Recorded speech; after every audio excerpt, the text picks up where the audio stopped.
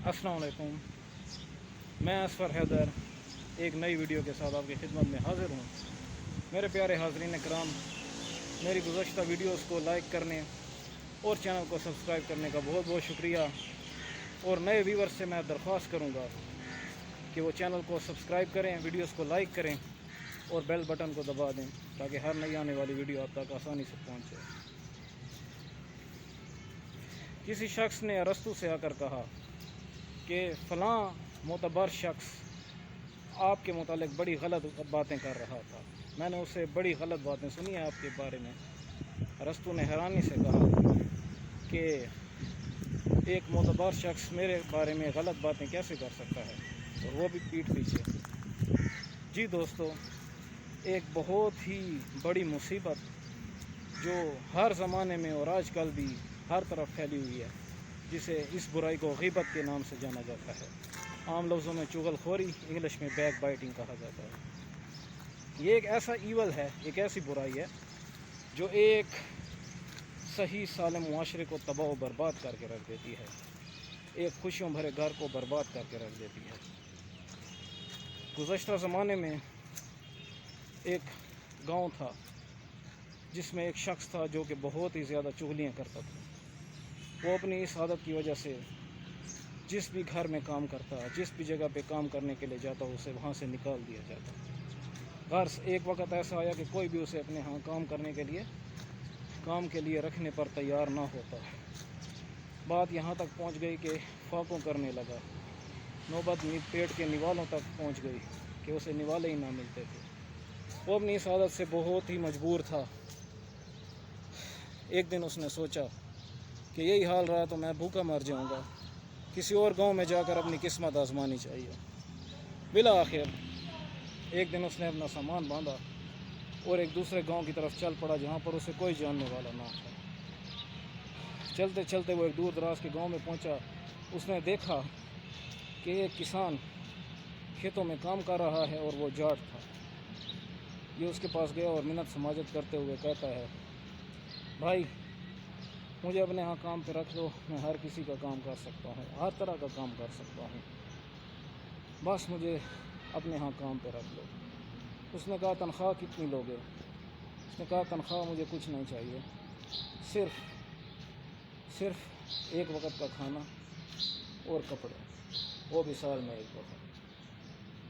کسان بڑا خوش ہوا کہ یہ شخص تو مفت میں میرا کام بھی کر رہا ہے، ہر طرح کا کام بھی جانتا ہے، اور مانگ رہا ہے تو کیا صرف ایک وقت کا کھانا یا 2 وقت کا کھانا اور کپڑے۔ وہ خوشی خوشی اسے اپنے ہاں رکھنے پر تیار ہو گیا۔ پھر اس شخص نے بات کی کہ میں آپ کے سارے کام کروں گا، کھیتوں میں ہل بھی چلاؤں گا، جانوروں کی خدمت بھی کروں گا، آپ کے سارے کام کروں گا، لیکن میری ایک شرط ہے۔ اس نے پوچھا کیا شرط ہے؟ بولا 6 مہینے میں 1 مرتبہ مجھے چغلی کرنے کی اجازت دیجیے۔ کسان بڑا حیران ہوا کہ یہ کس طرح کی شرط ہے۔ پھر اس نے سوچا کہ اس کی چغلی کرنے سے آخر میرا کیا جائے گا، اس کو چغلی کرنے ہی دو۔ بہرحال اس نے اسے اپنے ہاں کام پہ رکھ لیا اور یہ محنت سے کام میں لگ گیا۔ یہ اس کے گھر کا بھی کام کرتا اور اسی کے گھر میں ہی رہتا، کھانا وغیرہ سارا پکانے کا کام بھی تقریباً یہ کر لیتا تھا۔ ایک دن کیا ہوا کہ یہ 6 مہینے جب گزر گئے تو اس کی زبان میں عادتاً خارش شروع ہو گئی اور اس کا دل چاہنے لگا کہ میں چغلی کروں۔ بہرحال یہ اسی وقت کسان کی بیوی کے پاس گیا۔ اس سے کہا کہ مالکن، بات بہت دردناک ہے، یقیناً آپ کو سن کے بہت صدمہ پہنچے گا۔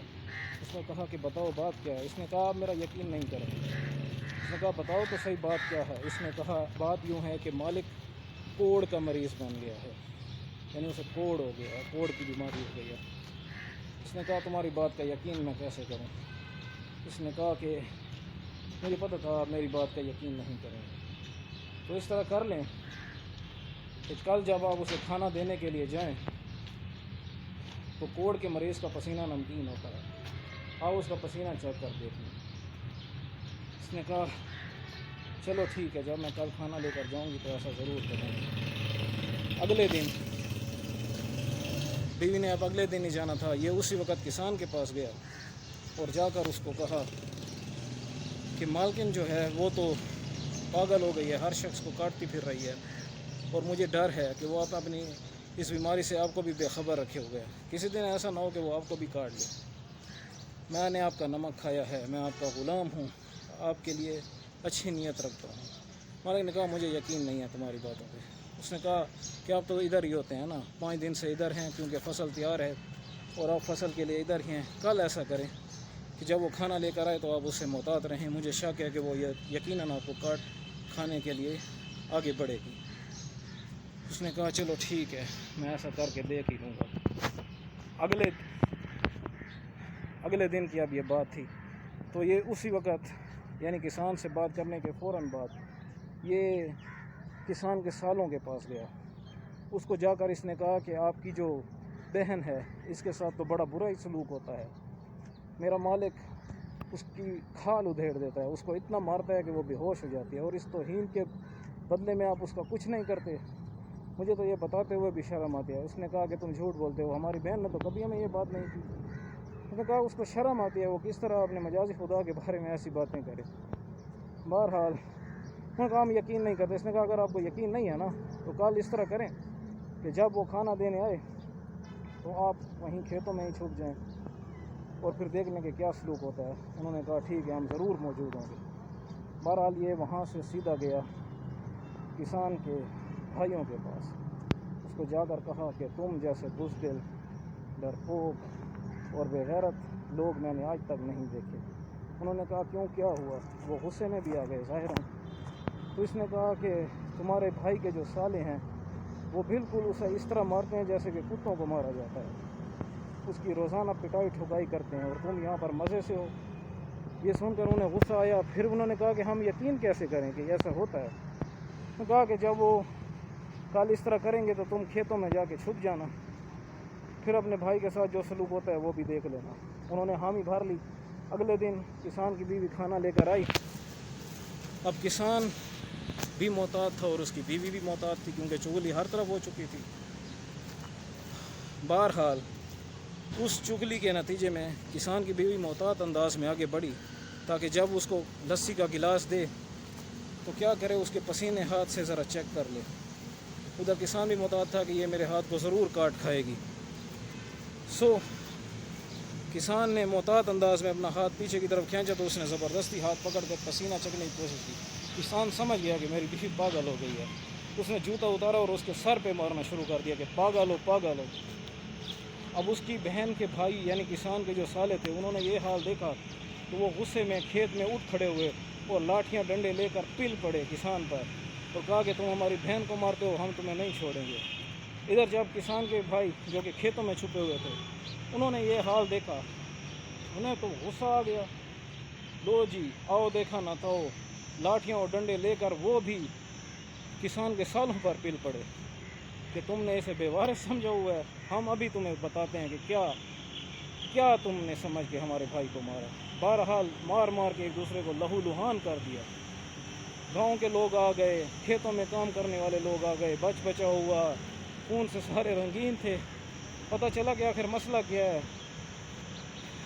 تو انہوں نے بتایا کہ یہ مسئلہ ہے، وہ مسئلہ ہے، اس نے کہا تھا، اس نے کہا تھا، اس نے کہا تھا، اس نے کہا جس نے کہا اس کو بلاؤ۔ اب ہوا یہ کہ جب یہ معاملات ہو رہے تھے اس شخص نے آرام سے وہ واقعہ دیکھا اور پھر اپنا سامان وہ باندھ کے وہاں سے رخصت ہو گیا اور سارے لوگ اس کو ڈھونڈتے ہی رہ گئے کیونکہ وہ شخص وہاں پہ اپنا کام عادتاً سے مجبور ہو کے کر کے جا چکا تھا۔ یوں دیکھیں کہ کس طرح خوشحال گھرانے میں، خوشحال گھرانوں میں اور پورے گاؤں میں ایک شخص کی ایک چھوٹی سی خصلت جو برائی تھی یعنی چغل خوری، اس کی وجہ سے کتنی بڑی لڑائی ہوئی اور کتنے لوگوں کو اذیت سہنی پڑی۔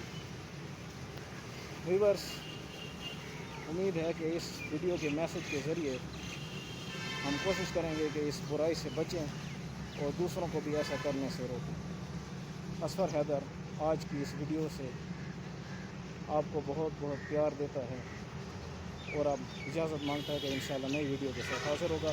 میرے چینل کو ضرور سبسکرائب کریں، ویڈیو کو لائک کریں، بیل بٹن بھی دبا دیں۔ آپ کا بہت بہت شکریہ۔ اللہ حافظ۔